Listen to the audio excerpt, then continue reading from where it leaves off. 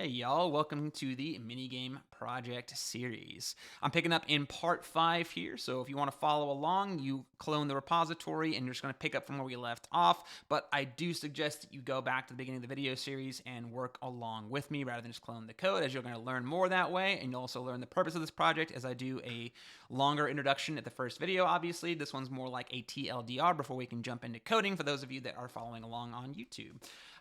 So again, this is HTML, CSS, JS with some jQuery. Why jQuery? Had a 4.0 beta update this year. It's still used on 80 million websites, and I wanted a break from coding my normal tech stack of React, Vue, Angular, Node Express. Typically, I've been doing some Go Fiber stuff personally recently. It's been kind of fun. If you want some videos on that, get in the comments, and I'll be happy to build some kind of REST API with Go and Fiber to teach y'all.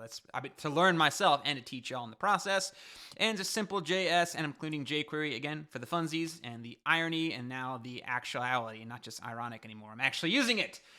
We're going to be coding out a series of mini games for learning web development, DOM manipulation, DOM traversal, you know what I'm trying to say. Going through the DOM and looking through and finding things. HTML, CSS, JS project structure, we're having a blast here, so we're going to dive on in and pick up. Remember, check the description down below for a link to Covalence's community membership where you get access to our front end and back end course. Combine them suckers and you have our entire full stack web development program. I have a Zero to Hero React course available as well.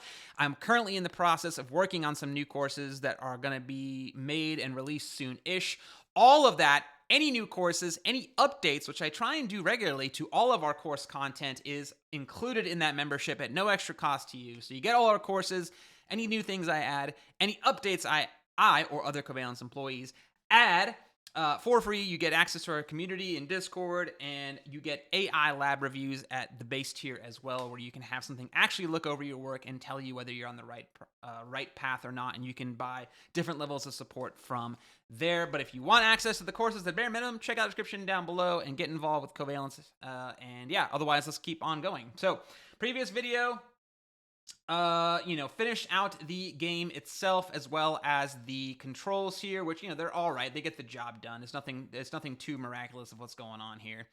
And now, we're going to have to adjust our project structure in this video. We're going to have to do some styling and some discussion of how we're going to scale up the project as we begin to code other games. So I want to get us set up for actually adding a homepage that will be linking to all of our games and actually making it so we can now start selecting different games when we start adding them, because we're done with this one. Now I'm actually going to code the shell of the website around it. It's not going to be anything spectacular or super stylish, as that's not my particular area of expertise, but I will teach you some cool tricks along the way, and you will gain, just like I did probably, a very deep appreciation for a lot of the work that CSS kits like Material UI, Bootstrap, Bulma, Tailwind do for you behind the scenes in terms of adding selectors, pseudo selectors, browser specific selectors and kits such as ones for WebKit or Mozilla or things like that. Having all that stuff scale, have mobile responsive classes, have utility classes all over the place, have CSS resets. Oh, wow, did I gain an appreciation for some of that stuff in this project and where I'm headed with it, of what I've been coding on the side here. So, yeah, we're going to gain an appreciation for that by having to actually try and thematically, establish some kind of central theme on this website. I just chose, I think, a random color palette from somewhere. Yeah, so I think I found a random color palette somewhere on colorhex.com, which I referenced in a previous video. Unfortunately, I don't remember where I got it from. It was just some kind of dark material theme. I might log in. I might create an account on ColorHex and create the color palette that I'm using for this website. It may change in the future. I don't know. For now, it's just going to be whatever. You are more than welcome to choose whatever colors you want, but I'll show you how you can set them up at a high level, a color theme, and that way you can use color variables from CSS. For those of you that are, from React, you might know CSS and JS and things like that. Well, we're going to have to figure out a way to make this stuff universally accessible to all of our HTML and JavaScript, and not just in that component scope if we're coming from a React background. So yeah, okay, I think enough yapping, Luke. It's already been 4 minutes. Oh my God, or 5 minutes. Let's go ahead and get going here. So yeah, our project structure is very straightforward, very simple, but it's not going to scale very well, especially because the main page, the index HTML, is the page for the game, which is not going to be the way we need to do it. So here's what we're going to do. Now, changing names of stuff, you know, I'm hesitant to like always alter names because I've had a lot of issues in the past with case sensitive and case insensitive systems messing me up. So we're going to actually just create a new folder here. We're going to call it games. And inside of games is where I'm going to be storing all the new games we're going to be coding with individual folders. So for now, all we have is the memory match card game. I'll call it memory-match. I'm a huge fan of lower kebab case. And for example, I'm not going to add anything into it, but eventually I might code an example of tic-tac-toe. So as you can see, the structure we're switching to is the indexed HTML will still be the entry point, the root, the base of our website that will probably be listing what the games are so they can see a high-level overview, click a game to go play it, set up a nav bar, stuff like that. Then from there, the individual games themselves will be their own subfolders with their own, you guessed it, indexed HTML. Because remember, in development, typically, especially like in a JavaScript type environment, the root of any directory is an index file. So if we do index.html inside of games/memory match, well, that will be the default thing that loads into the browser, the index HTML. So what we're going to do is copy and paste the entirety of our current index HTML into that new folder and file we just created, because that is where we're going to be housing the general HTML structure of whatever we write for it into that particular game, right? So that will take care of that. I'm also going to make a new file called style.css because I feel like I will have like globally shared CSS for overall theming and the website itself. And then every single game will obviously have something specific to it, which will allow us to have a more modular approach and hone in our focus and scope into the file. So we'll have like a main CSS file for just general website, again, theming and layout. And then the game will have, I'm going to try and keep to this, where the game will have its own style file inside that directory rather, that we're going to house the actual game CSS itself. So I'm going to go copy and paste from main into style.css because this is going to be the game's CSS itself. And then I might make like, in this case, this is the primary game logic. So, memory match game.js or index.js or script.js. It doesn't really matter it's pizza.js. It doesn't matter what you call it.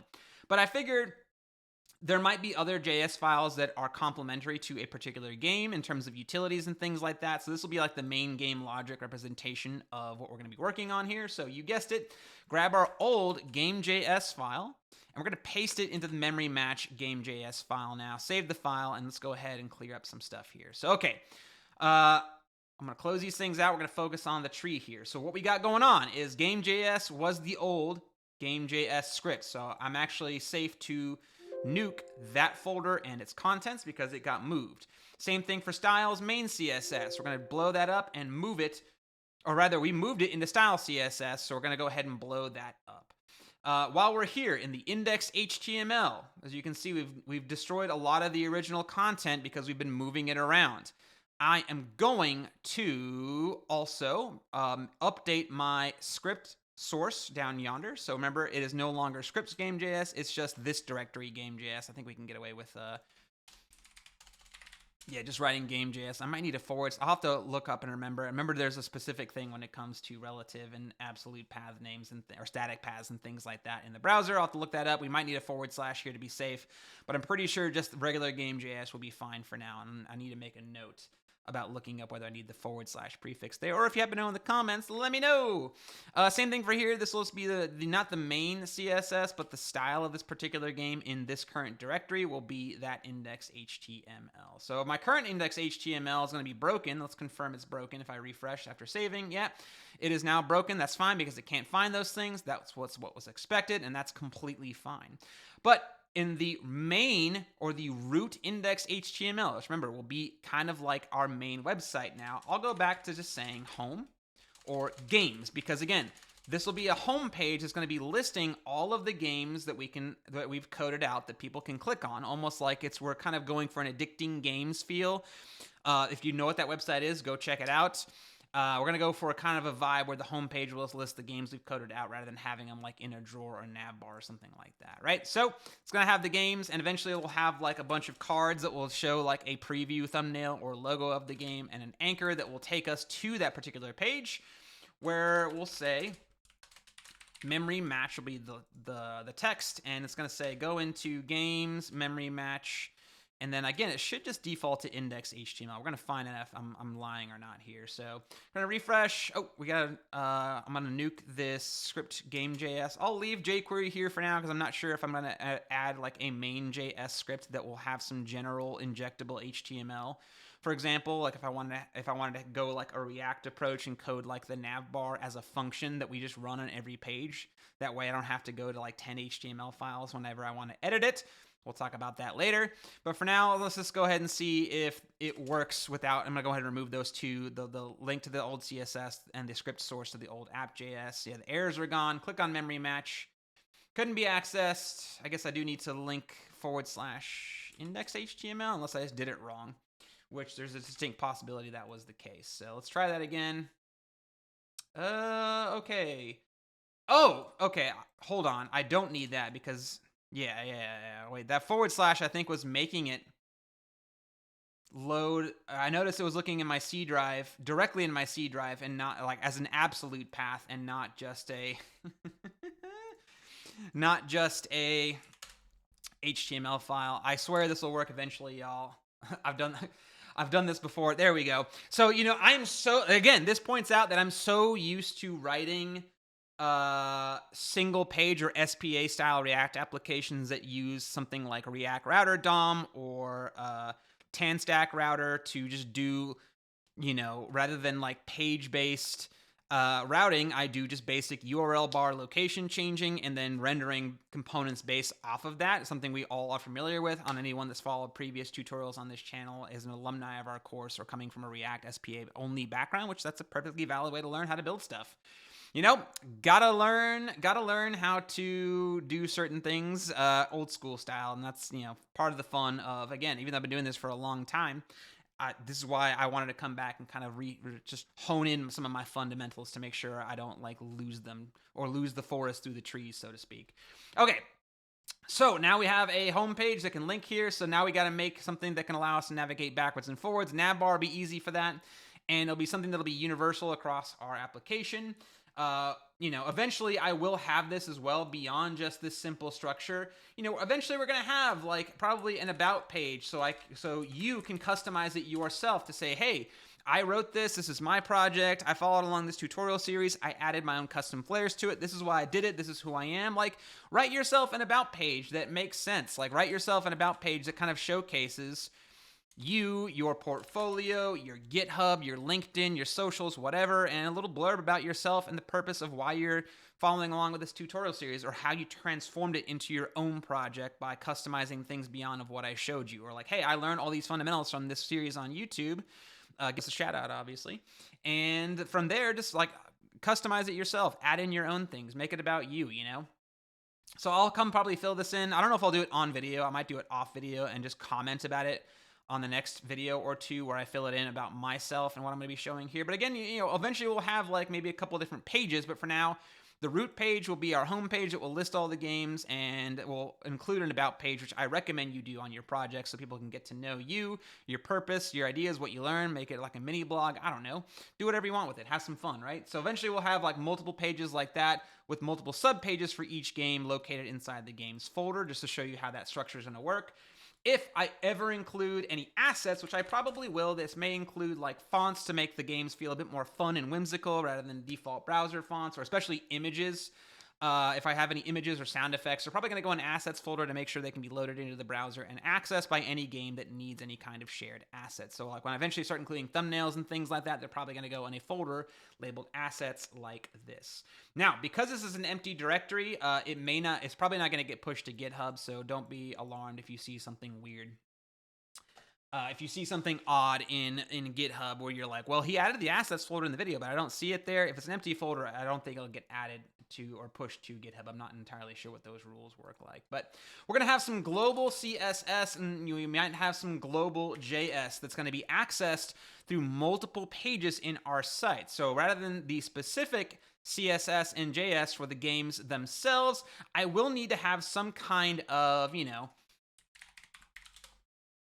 main and possibly main CSS that will set up some like global variables and themes for this project, which is where this video today is going to be going into. So we've adjusted our structure. I'm showing you how we've adjusted it to, again, to begin to scale this out in a much better way than I originally had it written. So I know this is like a big project structure change. It will also be a big change reflected in GitHub, but I just want y'all to know that that's the direction we're going to take, because we don't have like React component files we're going to be importing and running everywhere. So this is the way it's got to be.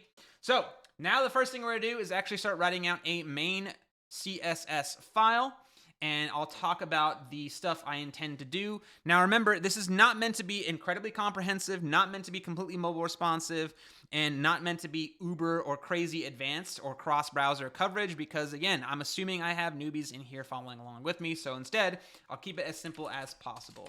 Something we're going to do is called an HTML reset. So this is something you take for granted from things like Tailwind, things like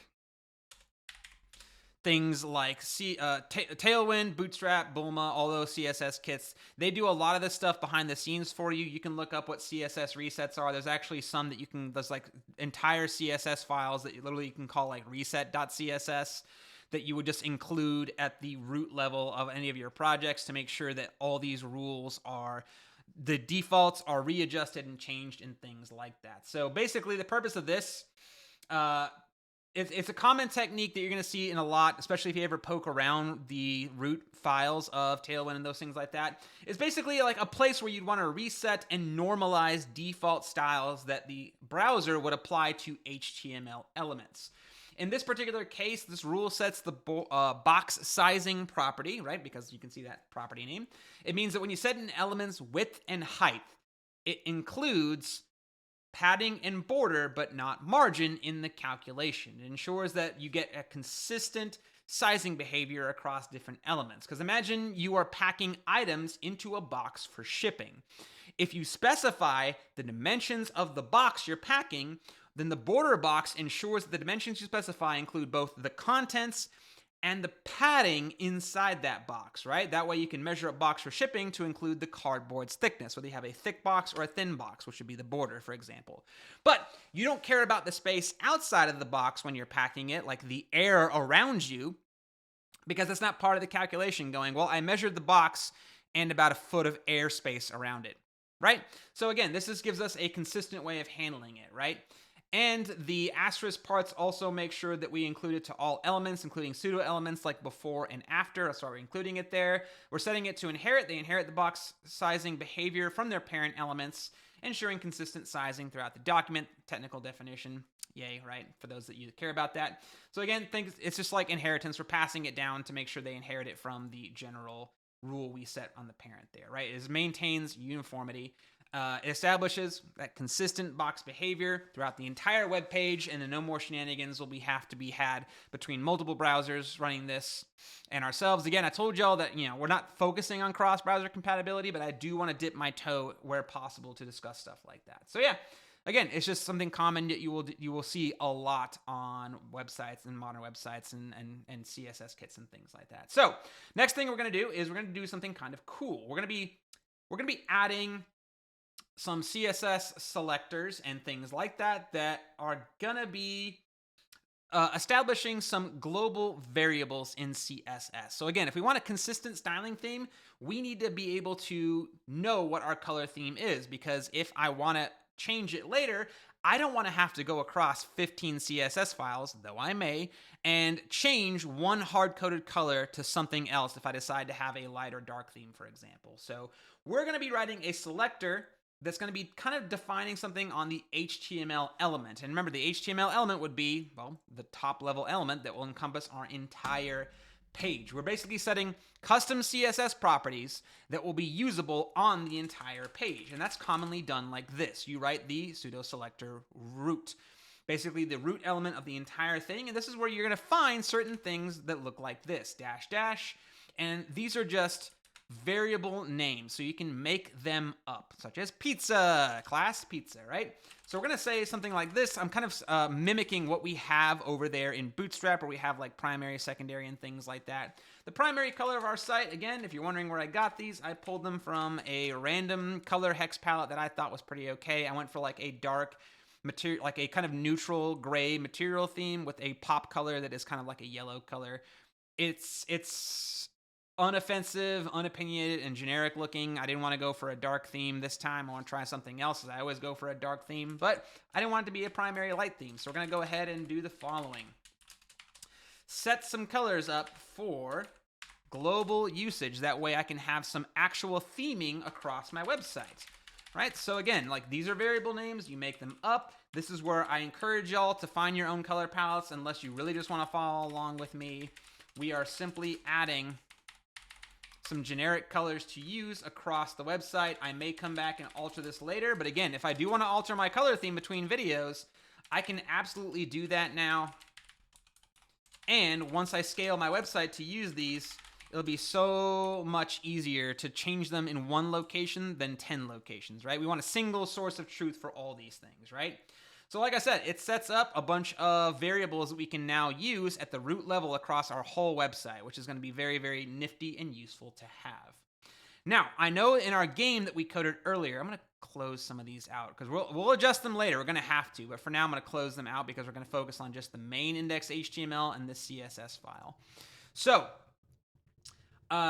we're going to set up some stuff on the body, even though I know we have things that adjust the body already in our memory match game. We'll have to go and adjust that later. But for now, I want to set some general rules on the body of any page. Let's remove the margin because as of right now, every default HTML page has some margin on the side that we're going to remove and worry about later. I should set up some kind of general font family. I'm a huge fan of Roboto. And then we have like our fallbacks and things like that. So I'm going to set up Roboto as my text here. Well, nothing's going to change, Luke, because you didn't actually add this to your HTML, did you? So we're going to go to my HTML page. We're going to go to and link a CSS file that will come from CSS, main.css right there, which once I refresh, there we go. As you can see, there's no margin since the H1 games is right against the edge of the browser. We're going to fix that later. But as you can see, that lovely serif font now went to the sans serif Roboto style font, which I like a lot better. It's a much more modern feel. Anything with serif style fonts, if I comment this out and save it and refresh, see those little flares on the letters? Those are called like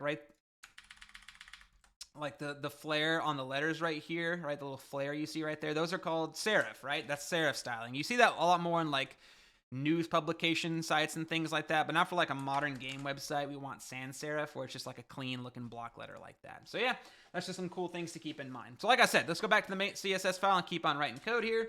Or rather, this is not code, it's just, CSS, right? Let's go ahead and set up a general background color for the entire page, which here is how you use those variables we set up there. You write the keyword var, because it's going to evaluate the value of a custom variable. So you write var parentheses, and then you're going to write dash dash, and whatever you want. So because we're going to be using the main background color of the website, there we go. We go ahead and set it up. That's the main background color of the website. As you can see, it's kind of like a darker gray rather than a starch white color. Makes the website feel a bit more neutral in color theme and not like a stark white background we're staring at. Same thing for the font. On the web page, we're going to have a default font color of text color. That way we have a global theme kind of set up for our website now. As you can see, that's what we're going to take advantage of the stuff we wrote in root. Yeah, so I mean that's really all we need to do for the body right there. I mean, we're going to set up some other rules coming up here, but again, right now we're going to go down and just style the website with some custom things, and we're going to talk about the things I set up down the way. So let's go ahead, and anchor tags are clearly going to be a big thing on this website. Now normally I run with capital L links and React Router DOM and things like that, so we're going to actually have to go back to the old school anchor and actually write it here. So let's set the color of them to be our primary color rather than our text color. That way they can be color-wise offset away from the regular text on the screen. A common thing you see a lot is not seeing old school HTML anchor links with underlines under them, right? Because there's that underline that feels very old school web.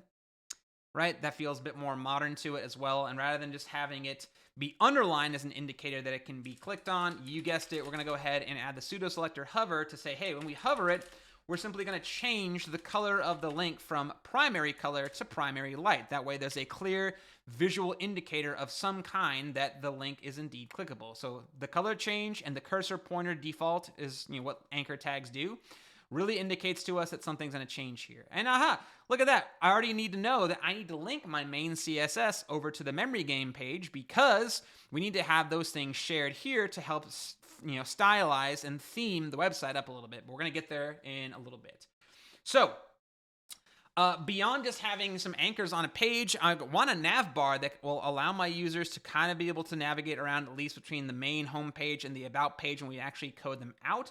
So we're going to go ahead and code a nav bar style here. Now, I considered adding the nav bar into its own CSS file because, again, eventually you might start talking about what are called HTML partials and things like that. But for now, let's go and include it here, and we'll break it apart when we need to break it apart. Like, I want to make sure I am building this out and not just hand-holding you through the whole process of, like, do it this way, trust me, even though I know this might lead to a problem later. I'd rather encounter the problem and teach y'all how to see it, foresee it, code around it, or code for it at the very beginning. So almost like we're learning together here rather than just me saying, just do it this way because otherwise it'll break somewhere down the line. But yeah, let's go ahead and we're going to code out a navbar style here. We're going to have the navbar anchor tags be customized as well compared to the general anchors we're going to set up there. We're also going to want one for the hover pseudo selector on anchors as well. That way, when they hover a link in the navbar, it might behave differently. I might just have it be the same thing. But I'm pointing out that this is some cool ways you can make these selectors to say, hey, these are all anchor and anchor hovers across my website, and these are the ones specifically I want done in the navbar. Because they are more specifically selected, they will override the general HTML or general element selectors up here in terms of CSS specificity. Okay. So yeah, now a navbar doesn't have to be complex whatsoever in terms of how it is written out here. And again, once it gets a little bit more complex, we're going to have some issues because once I start adding new links, if I don't have a central place to add them, I will have to remember to go and change HTML snippets in every single one of my pages, which is a huge pain, and why component-based thinking in React is a better way to organize something that has like a consistent layout or theme. But for now, you guessed it, we're going to come over yonder and simply write out the navbar by hand, copy and paste it between my HTML pages for now, and deal with it later. So I started writing out the selectors for the navbar and the anchors inside of it and whatnot, and I figured it might help us to go see visually what the HTML structure is going to look like. We're going to have nav class navbar. Remember, nav is a div element. A nav is an HTML div element that has a more specific or semantic name for accessibility, screen readers, and things like that, and gives us better readable and more maintainable looking HTML markup, right? So there is our navbar, inside of which I'm going to add a logo class inside of there. For now, if I ever make a logo or just grab an emoji, we're going to simply call this minigame project, which is the same name as the website here. Inside of that, I like to have a container for the links themselves. That way I can move them around, whether they're centered or justified or something like that. And the links inside of here, let's go ahead and add 2 anchors inside of this nav links right here. One will be for all of our games. One will take us to the About page. Those are our 2 main links right now. That's About HTML, and that's the main index HTML, and that's really about it. I already talked about this. Do I need the / or not? I like how I can't remember already. That's so embarrassing. But yeah, games about can't reach us because that goes back to the root of the entire entire hard drive. That's what I want to do right there, right? So okay, cool. Now that I got that in place, let's go ahead and go back and style it. As you can see, the HTML for this one is simple. It actually kind of mimics what you already see in a Bootstrap style nav bar without all the fanciness attached to it. So like I was saying, we're going to go back and actually add in what we're going to do for the nav bar here. Background color, we can set it off uniquely. And again, because I'm not really styling it off my main color theme up here, I could have like a white background here or like a super light color that I want to be using. But I want to point out that, For consistency, I could use the variable. I could also code it by hand if it's going to be something specific or unique. You can mix and match as needed. It's not that you have to add every single color you ever do to the root level with a variable that you're going to evaluate at a later time. And you can mix and match. Like I said, for consistent theming, maybe I do want to set my text color here to be my variable and the background color is something specific, as the nav bar is not going to be replicated. I mean, it's going to be copied and pasted everywhere, but it's not going to be having custom colors set everywhere. Hello, Percy. Say hello to Percy. This is my cat, Percival. He likes to come and say hi in the videos at the most inconvenient times, and he wants attention, and I give it to him, and he runs off. So, okay. We have some color. We're going to add some padding, so there's some actual breathing room around this thing. We'll do like 0.5 rem and 1 rem on the padding. That's a padding. Padding. I wish it was like a southern slang CSS selector just called padding. That way we could add our own custom properties here. But yeah, okay. I'm going to make the container into a flex container because I want to control. Now remember, the flex container is the nav bar itself, which means what do I control? It's direct children. So I can control the logo and the links, not the individual links, but the container of the links rather. And I can move them around here. So what we're going to do is say display flex, justify content, space between. And what that will automatically do for us is, you guessed it, it will slap those two things diametrically opposed from one another. So that's what makes them go yoink to the two different sides of the nav bar itself. From there, now there's not a lot of vertical space to work with, but in case that padding of the nav bar gets any bigger with a picture or logo or something like that, I want to make sure they are also vertically centered if they have the space to do so. And because I believe box shadow is like the eyeliner of the internet, I'm going to add some box shadow to it, so it kind of makes the nav bar pop a little bit over the page. It's very subtle, but it's now there, as you can see. So there you go. There's a dope looking nav bar themed onto the page here with not a lot crazy stuff going on. So the other thing while we're here is let's go ahead and cut out, like I said, the anchors. Maybe I want to change their value to be something cooler later. I don't know. For now, we'll switch with this regular text color. And I'm going to add some margin left to these suckers because as of right now, as you can see, they're kind of stuck on each other. But if I can space them out, as you can see, and the text color makes it so they look like regular text up here in the nav bar. But once they hover over it, it should give it a different style and color theme. We'll say evaluate.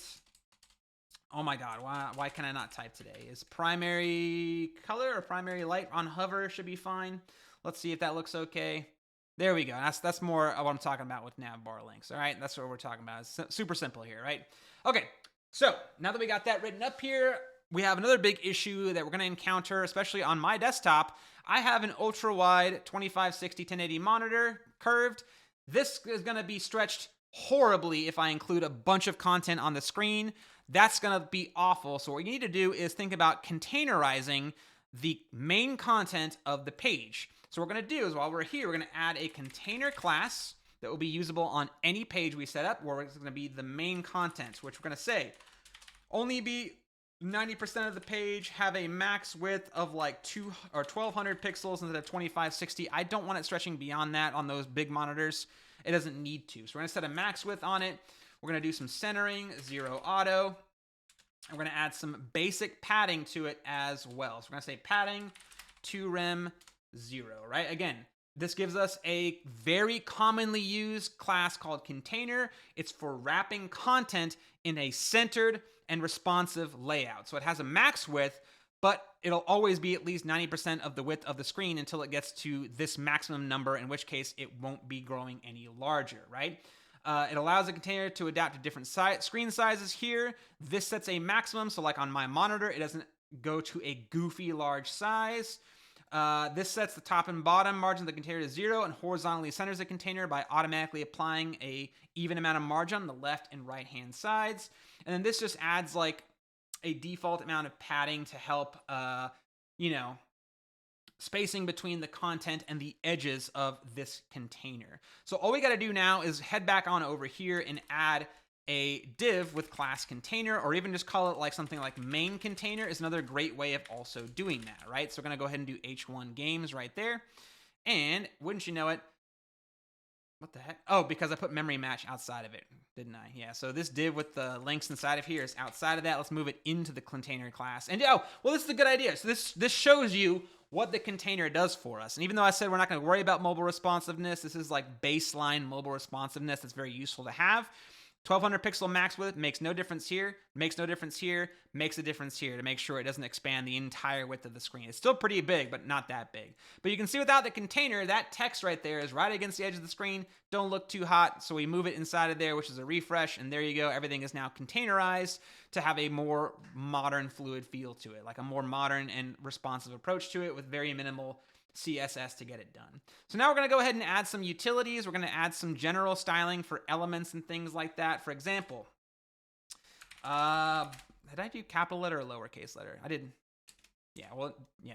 Okay, so, I'm going to leave myself comments in case I ever have to come back in the future and find how certain things are coded. I want buttons to have like a universal feel on my site, so we're going to go ahead and add a top-level button class selector that establishes some basics of all buttons on this site. They're going to be a primary color button on the site here. Text color, let's keep it white for now. It's like a stark color contrast. I don't really care all that much. Padding, we're going to add I can't type. We're going to add a padding of 0.6 rem is what I think I ended up liking, and just double that for 1.2 for padding. That's always like a good vertical and more in the horizontal, for example. You all know I don't like any bordered buttons if I can help it, but I do want them rounded out a little bit here, nothing too crazy. Make sure that buttons have cursor pointer applied to them if they don't for some reason, to make sure they always look like they can be clicked interactable.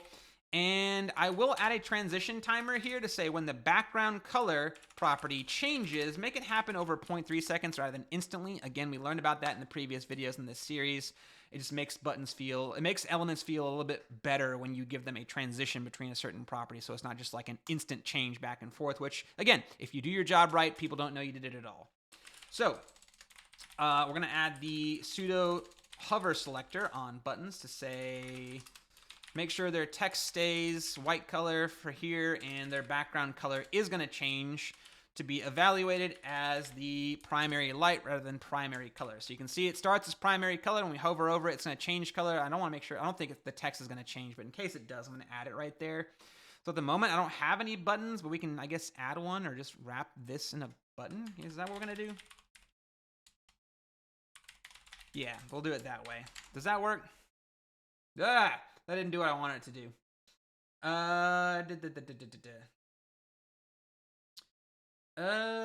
Button ID. What did I mess up here, y'all? I clearly goofed something up. Button class button. It's button class. So why is it? Because I did the anchor inside of that? Is that because I put the text inside of that? Should I redo it where it's the button is inside of the anchor? Maybe that's the way I should have done it. Yeah. Memory match is a button inside of that, wrapped inside of an anchor. That way the specificity would be different. That's what I meant to do. Okay. Yeah, see, learning, right? So there it is. There's the transition timer is 0.3 seconds. The background color transitions in and out smoothly. We have a cursor pointer, very clear indicator that can be clicked on to generate what we want it to do there. So there you go. Now we're going to add some general utility classes to help streamline my HTML in the future. So this is where basically you have the entirety of Tailwind coded. So they would have things like text secondary in case I have to customize some text. At the moment, all text will be a primary color. But if I want to override that, I add the class text secondary, which will, you guessed it, evaluate the variable text secondary color right there. That way it's that yellow color. If I add this class to any of my HTML to override. So if I want to do, for example, bootstrap here, primary color, background color, I can always override it by providing this primary color, background color to anything with BG primary. Or if I want to have a secondary style color, I can always do that here. So again, pointing out how you might have used Bootstrap in the past and been like, oh, that's how it's written, or that's how it's done, or that's how it's themed together, right? This is a very simple way of achieving something similar to that. So while we're also here on the home page, eventually I want to have a series of cards building out my list of games. Since I have just these dumb buttons, the card should have maybe a description, a button to play the game, an indication you can interact and click on the card, or a button in the card, and like an image that represents the game, whether it's a logo or a very simple screenshot. I haven't really decided how I want to do it yet, whether it's going to be old school or new school. Y'all know new school. If you go look at Addicting Games or Twitch TV or whatever, it is typically like a picture of something that you click on with a hover effect on it, or like a zoom in effect on it, and not like old school where it's just like very much like picture, title, description, button, picture, title, description, button.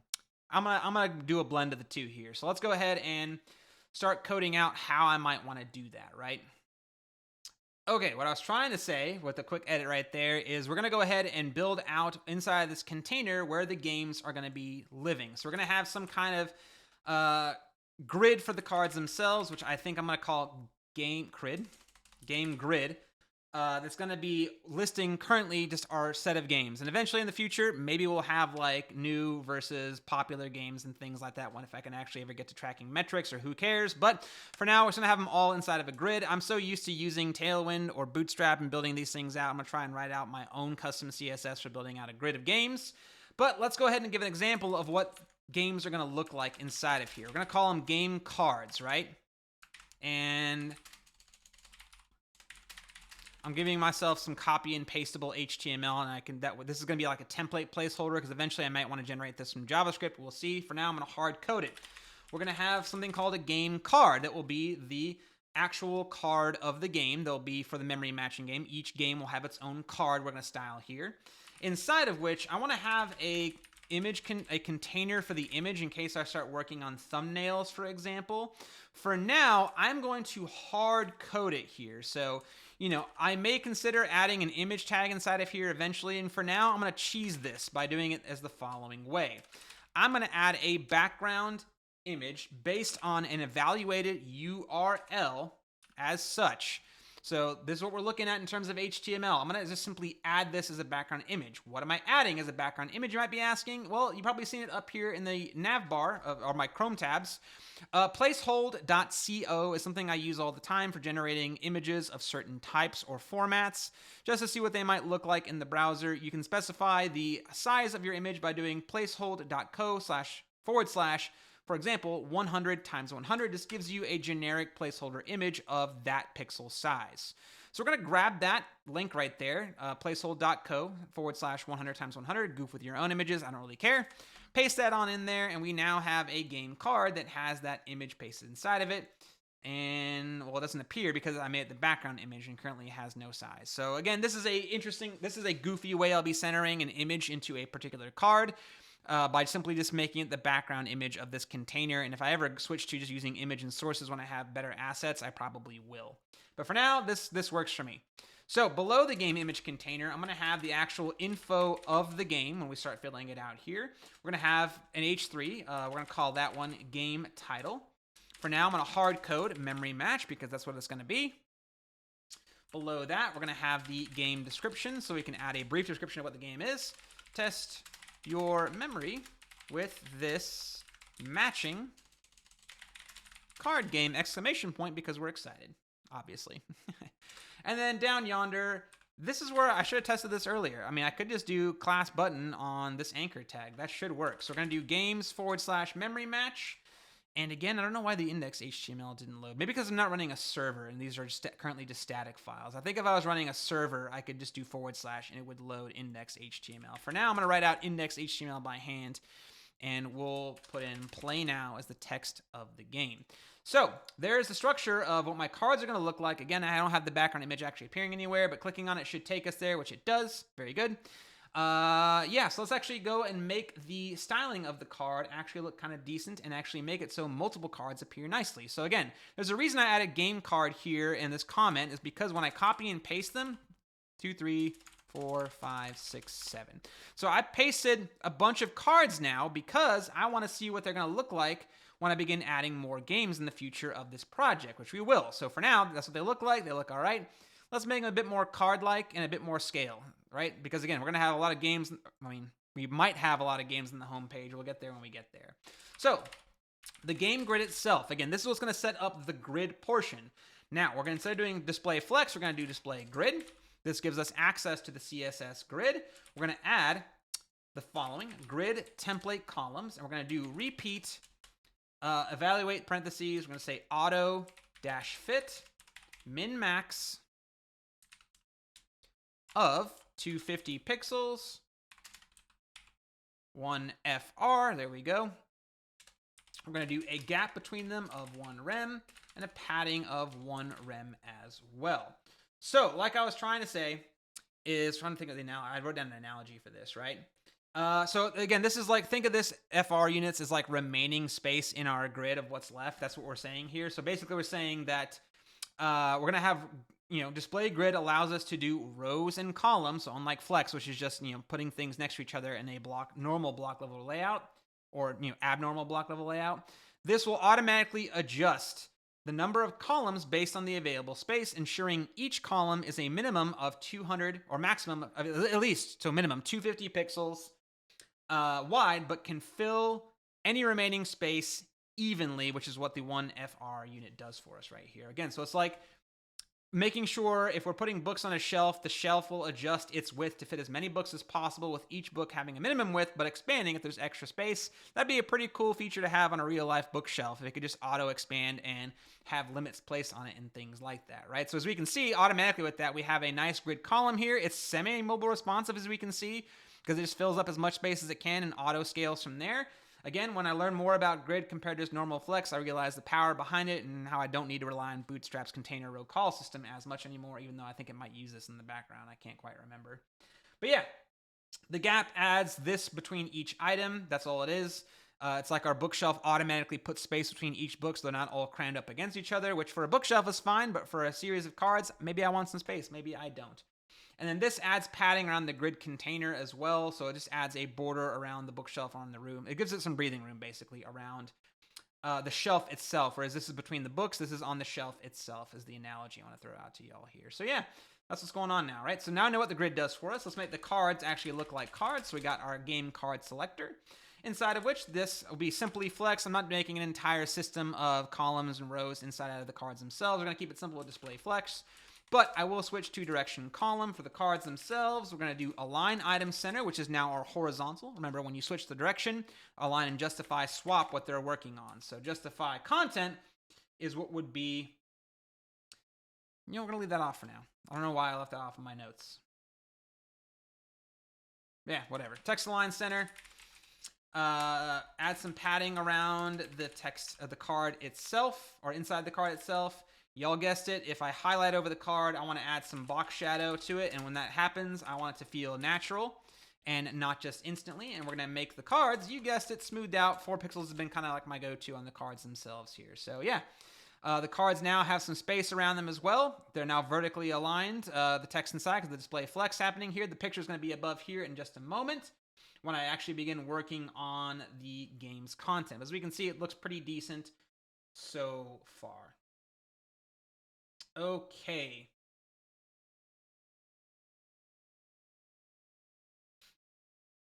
Yeah, so moving on in, we're going to go ahead and continue on our little excursion here for our content. So I will say the game image container. Remember, this is my way of cheesing what we're doing here with the image container. Full width of the card, just inherit whatever the full width of the card happens to be. I'm adding a min height to the picture's container to make sure if the picture thumbnail's smaller than it is, I want to add a minimum height to it. And for now, I may want to add like a different background color to the image. I wonder if that will help us start visualizing where it's going to be here. Yeah, there we go. So there's where the image is going to end up existing when we start actually filling out with actual thumbos later and things like that, right? With our min height and background color is now actually visible.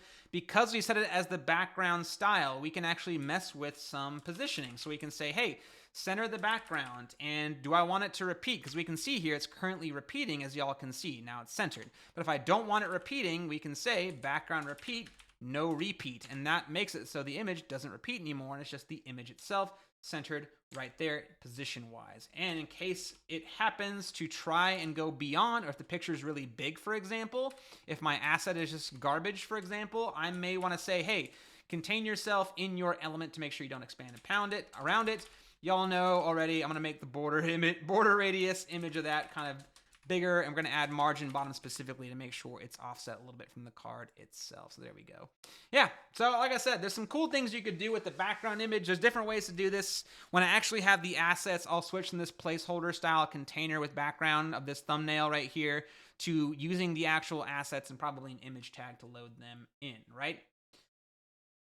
So yeah, that's where, eventually game image will come into play here. But at the moment, I don't have any game image, so it's not important to do anything with it, as y'all can already imagine. So from here, let's go ahead and add the rest of the card style class, because that was the most important thing to get about the game image container ready to go.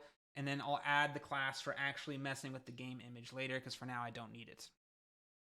But we'll say the game info part of the card, it's going to have some padding around it so it doesn't feel as crowded. Padding is your friend. Do not be afraid of white space.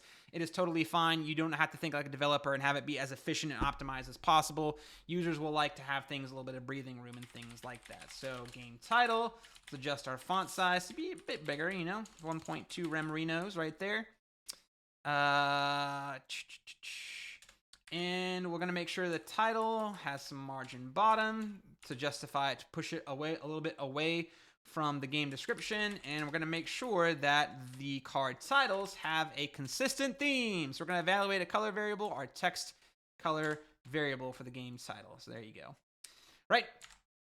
And from there, we're going to have our game description. Game description. Font size needs to be a little bit smaller. Let's do 1 rem instead of 1.2. For margin bottom, I'm going to push that button down a little bit. 1 rem, right? Just, the description and title will be kind of close together, but I want the button a little bit more offset. And let's make the color of this text secondary instead of primary. That way it has a more, dimmed out feel to it. More like a Bootstrap card almost, right, y'all? And then from there, let's go ahead and add game card. So when we hover over a game card, because you're wondering, hey, Luke, you added transition to the game card box shadow, but you didn't add the box shadow. And where is it? Well, it's done here. When we hover over the card, I'm going to say transform, translate Y. We did this with the cards themselves in our memory card game, but I wanted them to translate Y -5 pixels. I'm going to add box shadow of 0, 4 pixels, 8 pixels, RGBA of 0.2. That way it gives us a little nice box shadow on hover. And what does that do, folks? We get ourselves some pretty cool looking cards right here, right? They kind of pop up at us and get the box shadow to clearly say, hey, this is what we're looking at right now. Look at me. I'm totally the game you want to play. This is kind of like what if you mouse over on twitch.tv, if you mouse over like the previews of certain streams or things like that, they do a similar effect to them, which is where I lifted the idea from. It's not as smooth, obviously, or subtle as theirs, but I wanted to make sure y'all could see some cool things to take into consideration when designing your websites and things like that. If I zoom out entirely, this is what it looks like, because don't forget I am zoomed in by about 25 or 50% to make sure y'all can actually see what I'm doing in the browser here. But yeah, there we go. That scales pretty dang well. So the next thing we need to do is make sure this works across pages. Because of right now, if I go to any other page, this thing breaks because now we have an about page with nothing on it. And that's where we can begin talking more about, well, Luke, how do we do something consistent style-wise? So what I did is I took my index HTML and simply pasted it directly into my about page. I'm going to delete the game grid portion, and we'll simply include, again, back to old school, just keep it H1 about inside of here with navbar, with main CSS added to it. That way my about page should now have the same styling and the navbar about it, and I can go back between the about page and the games page right there. Is it seriously, remember my zoom level on different pages? What the heck it does? Are you kidding me? Because I was wondering why my navbar, notice here folks, if I'm zoomed out, my navbar is small. If I click on games, it grows. I was like, is that a bug? No. It actually, because these are like unique page locations, it remembers my zoom level between pages. That is bonkers, y'all. But okay.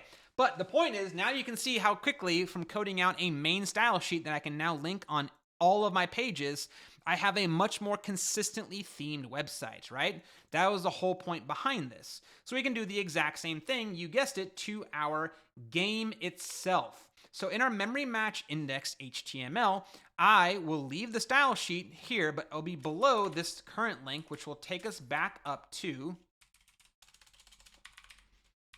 back up to our main CSS file to make sure our memory match game, as we can already see, has that grayed out background, which means the main style sheet is added there. And as y'all guessed, I can go back to one of my other pages, grab the navbar structure, and paste it above my game board. Now, while I'm here, y'all guessed it, I need to take the game controls and the game board, cut them, and move them into a containerized class. That way, the structure and layout of my pages has a much more even feel to it, right? There we go. Oh, that's right. I have some style left over in my old CSS, don't I, y'all? Let's open that up. Right, so clearly I had this issue here where I have some, like, basic body styling I added to the page because I was just centering the game in the middle of the page. For now, I can just go ahead and nuke that because the main CSS file will set up the HTML body resets and the general styling of the page to keep things more thematically consistent. There we go. The button is, I wrote the CSS for it in the previous video, but it no longer feels kind of consistent with the buttons I have. Wait a minute.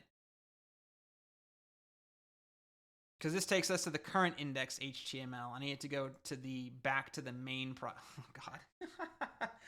Oh, this is going to be fun having to remember to do all this stuff. I know there's a better way to do this for now. Let me just leave it there. There we go. I need to have it go back to the root of the project. I think I could do that with not relative, but static path names. I need to go back to here. Yeah, okay. Because I'm just loading this as individual static files in the browser, I'm not running this from a server, these anchor tags will have weird hrefs. I'll fix them when we actually begin running this from a server or deploy it, for example. I'll have to do it in a different way. But for now, that's the way I'll have to do it. But okay. Now, as you can see, we fixed some stuff here. Let's go ahead and adjust some of the selectors on the memory card game itself because I want the button to feel more consistent with what I have going on from my main style sheet. And because my game page has the main style sheet attached to it and my styles afterwards, I can override or access anything from my main CSS file. So for example, we can do something kind of fancy down here at reset game. What I could do is not only say reset game, but anything in that container. So I can say reset button container, button, and reset game, the ID. So this is a cool way of writing these selectors to make them more specific. It ensures that styling is applied only to the, button inside of this element specifically, and not to all buttons inside of it. There's actually, these kind of selectors allow for a lot more specificity, flexibility, and things like that. It's just something you see a lot in bigger size scale projects. So I just wanted to show y'all something cool that you could do with these selectors, right? A lot of times you'll see things selected like this, and you're wondering, is there some magic to that I'm not understanding? Nah.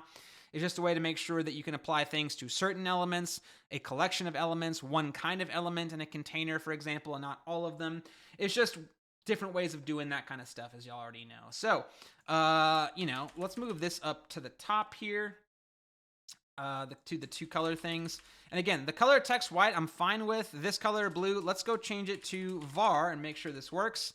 Primary color of all buttons. That way we can try and share that button there, but make it custom. I could also just use the button class selector to make it consistent with the other buttons out there as well. But wanted to point out that those variables can make things seem a lot more consistent across pages. Now, this reset game button is specific to this page. So if I wanted the game to have its own specific style and color, I don't just have to accept the button class from my main style sheet if I don't want to. I can still override it with an ID specific thing or not including the button class on there. But I can also mix and match. I can add the button class and use reset game to add specific things that I want on it instead. There's a lot of choices that we have to do. So rather than this background color here being a darker blue, we're going to switch the background color to be our primary light, which I think is what our buttons already do anyway. So that right there gives us something specific to the button reset itself right here. Again, I think button class will be just fine here.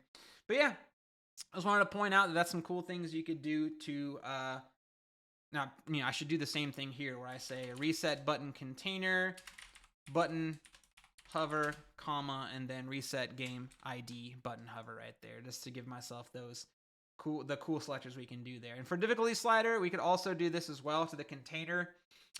We can do this input selector with attribute type equals range, which is a cool way to know how to do CSS selectors that select attributes. So say, hey, find the input inside this class and make sure it's of type equals range. So if you highlight over in VS Code, it shows you what that selector looks like there. So again, some cool things you might not have thought about, you know what I mean? So yeah, I'm fine with margin top being written that way. Maybe I want to make sure they have cursor pointer specifically written. I mean, this also represents the difficulty slider. So, you know, I have the ID written here, but I could always just move it into this one kind of better, more robust selector rather than just the ID selector. This is not necessary. This is me just pointing something out. And if you're wondering, Luke, aren't you going to make it look more styled consistently with the rest of your game here? That will be a little bit more advanced because native, like, you know, browser versus native and styles like this will require some like WebKit and Mozilla Kit stuff and pseudo selectors that I don't want to get into for this video. It's long enough. But if you want to get into it and style it, go for it. I'm just going to leave it as is because I'm kind of fine with it. But yeah.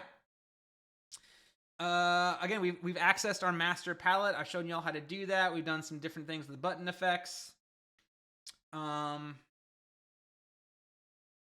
Yeah, I mean, like I said, the selectors we change down here to show y'all something a bit more advanced. It's just to make sure that styling is applied only to slider input elements within that specific container. So if I added anything else in the reset button or difficulty slider container beyond that, I want to make sure that only that type of stuff is affected inside of there and not all things. If there's other sliders that I might add in the future into this. You know, I want to be able to style one or not the other, or collections of them. There's really cool things you could do in CSS selectors that I'm not that great at because, again, a lot of times I use Bootstrap, Bulma, Tailwind, Material. I have these things written for me, so writing it out myself has been kind of a fun adventure in learning. So again, this is overkill and something I know I kind of tacked on at the end of the video here of like, hey, check this out. But that's the purpose of this series. It's for me to learn, me to show y'all, and me to teach y'all. So this has been an hour of styling and adjusting, but we are now set ourselves up for success in that we now have a game site that can be navigated around and go to our first game, and eventually these will be replaced with other games. I'll probably delete them. I'm going to leave them here for now, but I'll delete them in between videos, and eventually we'll start adding the actual cards for each game we code out itself. So see you in the next video where we actually begin coding out our next game. So see you there. Make sure to do the YouTube stuff. Like, comment, subscribe, leave some comments about feedback, types of games. I mean, I'm not a game dev, so keep them simple, y'all, if you have any suggestions. Like, I'm thinking tic-tac-toe, Snake, you know, something not extraordinarily complex and anything else I can think of.